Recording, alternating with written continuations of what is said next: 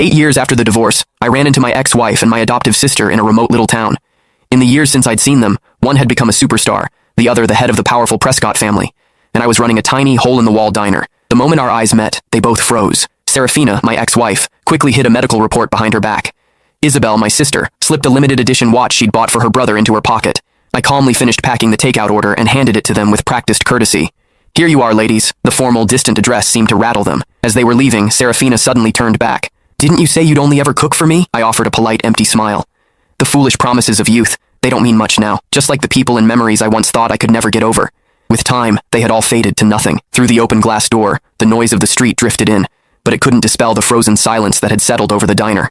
The two women who had conspired to ruin me, to cast me out of my own home, now stood at the counter, unwilling to leave. Serafina clutched the plastic bag of food, choosing her words carefully.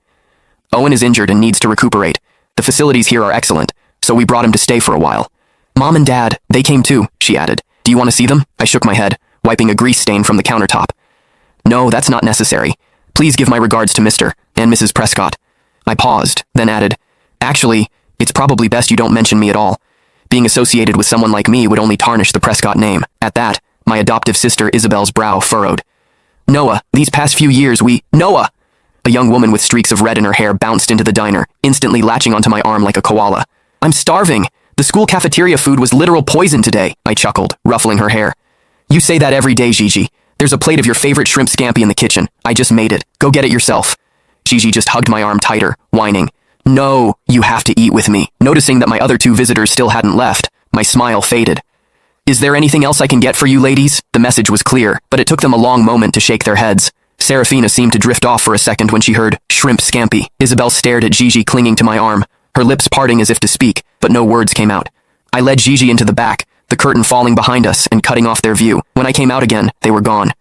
"Hey," Gigi said around a mouthful of shrimp. "Did you know them? They weren't here to cause trouble, were they? I've seen them on TV.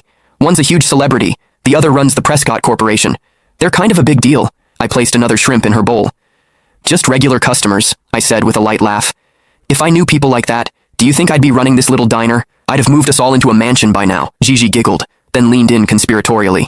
"I heard that Superstar's husband is the one who's sick. The whole family came all the way out here just to take care of him. Must be nice, having that many people who care about you."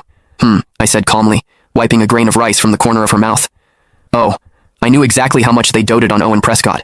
8 years ago, for his sake, one of them had publicly accused me of slander and assault, sending me to prison.